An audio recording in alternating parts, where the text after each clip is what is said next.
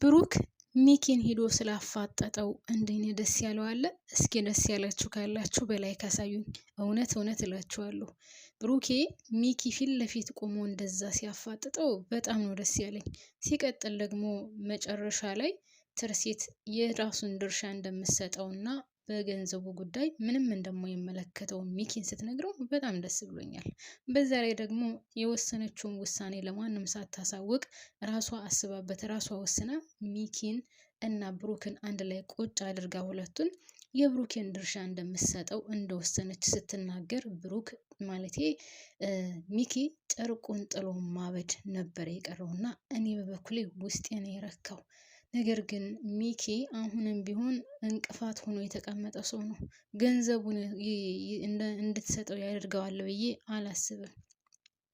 አንደኛ ደረጃ ብሩክ በጣም የቀዘቀዘ ነው በዚህ ሁኔታ። እንደውም ጓደኛው እየገፋፋውና አጠገቡ ያለው በልበል እያለው ስለሆነ ነው እንጂ በዛ ላይ ደግሞ ሚጣ እየተናገረችው በጭንቅላቱ ውስጥ እየዞረበት ስለነበር እንጂ በራሱ ሀሳብና በራሱ ፍቃድ ምንም ነገር ከዛ ንብረትም ሆነ ከምንም ነገር መውሰድ አይፈልግም ነበር። ለማንኛውም ግን አሁን እየነቃ ነው። ስለዚህ እርግጠኛ ነኝ ይጋፈጣል ብዬ አስባለሁ። ያው ካልቀጠፈው። ሰላም የኔ ምርጦች እንዴት ናችሁልኝ? ሰላም ናችሁ? በያላችሁበት ሰላማችሁ ብዝዝት ትርፍርፍ ይበልልኝ። ለዚህ ቻናል አዲስ የሆናችሁ ካላችሁ ሰብስክራይብ አድርጋችሁ የደወል ምልክቷን በመጫን ቤተሰብ ሁኑ። ነባር ቤተሰቦች ደግሞ ላይክ ማድረጋችሁን አትርሱ ፕሊስ። ለዚህ ቻናል አዲስ የሆናችሁ ካላችሁ ቪዲዮ ሲደርሳችሁ የደወል ምልክቷን በመጫን እና ሰብስክራይብ በማድረግ ቤተሰብ ሁኑ። አመሰግናለሁ ስለምታበረታቱኝ።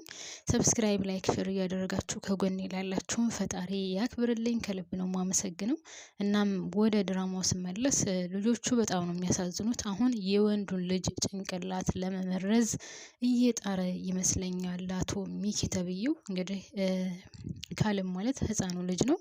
እናም የሱን ውስጡን ለመመረዝና አባቱን እንዲጠላ ለማድረግ በጣም የሚገርም ነገር እየነገረው ነው። ያው ልጆች ደግሞ ታውቃላችሁ የሆነ ነገር ከነገሯቸው የእውነት ነው የሚመስላቸውና አሁን አባቱን እየጠላውና እናቱ ደግሞ ውሸታም እንደሆነች እየተረዳ እየመጣ ነው።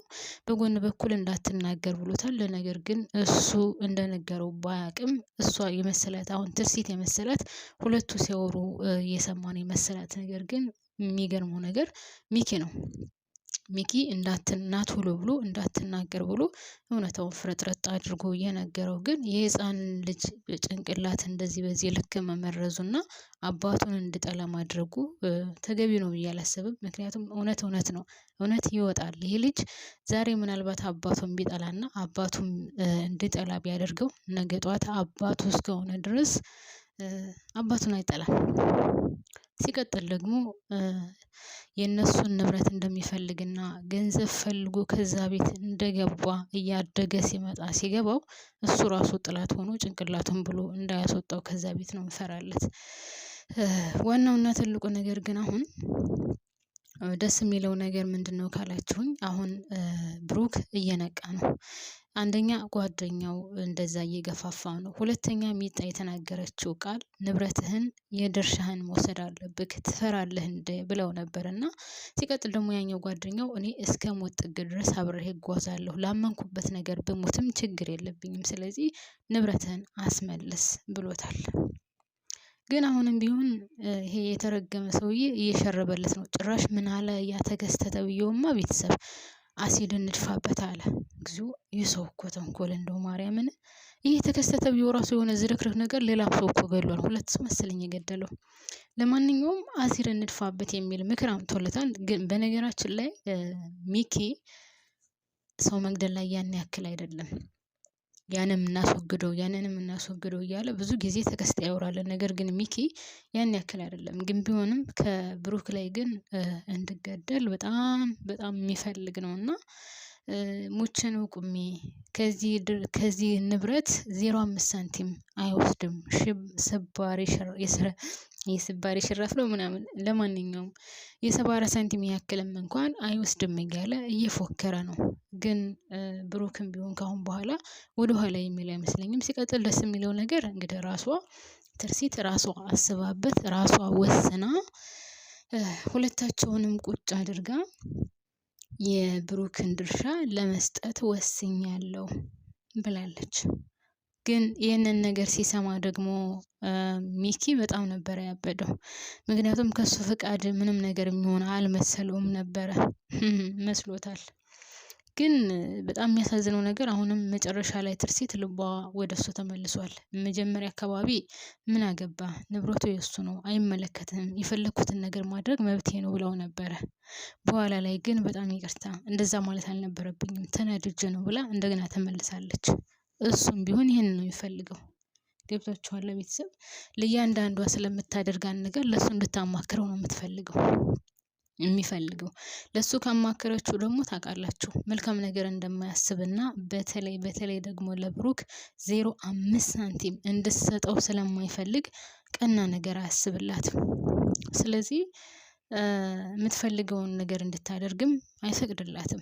አሁን ለጊዜው እሺ ብለዋል። ሁለታቸውም ተስማምተዋል። የምትፈልገውን ያው የምትሰጠውን ንብረት ትሰጠዋለች። ነገር ግን እንድትሰጠውስ ከዚህ በኋላ ይፈቅድላታል? ሌላ ነገሮችን እየተበተበ እየሰራ እያሴረ እንድትሰጣ የሚያደርጋት አይመስለኝም። በዛ ላይ በጣም የሚያሳዝነው ነገር አሁን የህፃኑ ልጅ ጭንቅላት እየመረዘው ነው። አባትየው መጥቶ ነበር። ነገር ግን ትርሲት ለአባታቸው ያላቸው አመለካከት እንዳይቀየር፣ መጥፎ አስተሳሰብ እንዳይኖራቸው፣ አባታቸውን እንደወደዱት እንዲቀጥሉ ነው እያደረገች ያለችው። ደስ የሚለው ነገር ግን በዚህ በኩል ደግሞ ይሄኛው አሁን መመረዝ ጀምሯል። ስለዚህ ልጁ አባቴ መጥቶ ነበር፣ አባቴ ገንዘቡን ፈልጎ ነው የመጣው፣ እኛን አይወደንም እያለ ሁሉ እየተናገራት ነበር ማለት ነው ትርሲትን። እሷ ደግሞ እንደዛ እንደሆነ አትፈልግም። አባታቸውን እንድጥሉ በጭራሽ አትፈልግም። ገብቷችኋል? ግን እኔ እዚህ ላይ ያልገባኝ ነገር ውድ ቤተሰቦቼ እሷ የባሏ ጓደኛ በጣም የቅርብ ጓደኛው እንደነበረ እያወቀች እንዴት ልታገባው ቻለች ነው? እኔ አላቅም። እውነት በጣም ከባድ ነው።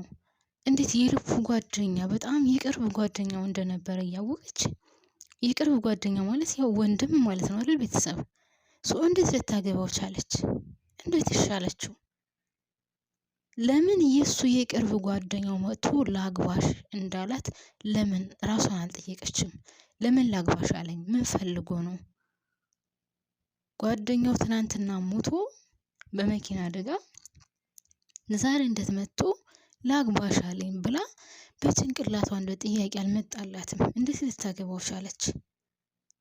እሱ ምክንያት ያደረገው ያው አብረን ብቻዋን በነበረችበት ሰዓት ስታዝን ስትተክዝ አጠገቧ ስለነበርኩኝ በዛው ፍቅር ውስጥ ገባን ያለው እሱ። ከመጀመሪያውንም ሲጀመር አቅዶበት አስቦበት አልሞበት ያደረገው ነገር ነው። እሱን ገሎ የእሱን ንብረት ወርሶ ሚስቱን አግብቶ መኖር ነበረ የሚፈልገው። ያው እሱን አሳክቷል። ነገር ግን እግዚአብሔር መልካም ነው። ያው ብሩክ አልሞተም፣ በህይወት አለ፣ መጥቷል።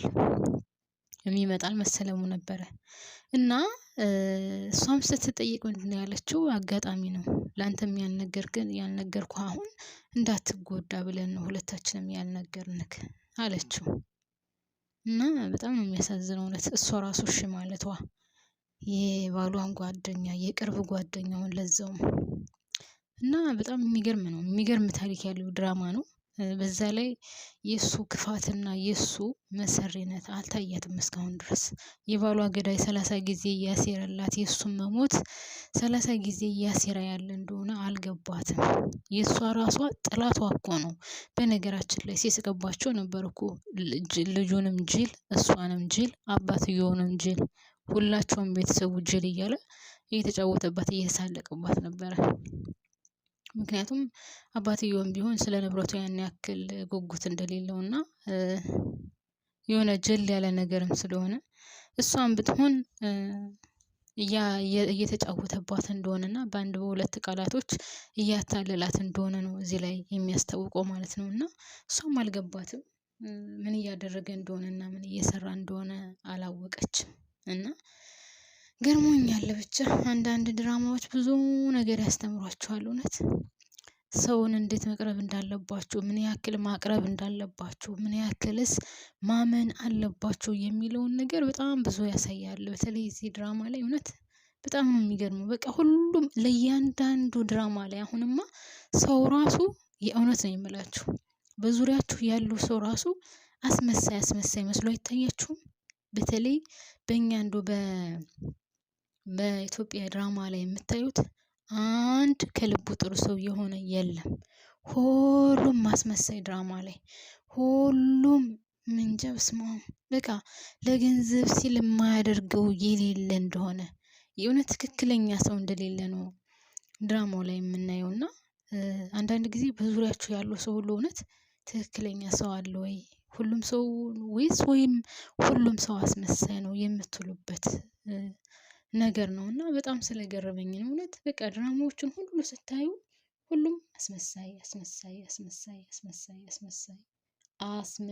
ብቻ። እና ለማንኛውም እኔ እዚህ ላይ አበቃለሁ። ውድ ቤተሰቦቼ አብራችሁን ስለቆያችሁ ከልብ ነው የማመሰግነው። ላይክ ሼር ሰብስክራይብ ማድረጋችሁን አትርሱ። እሺ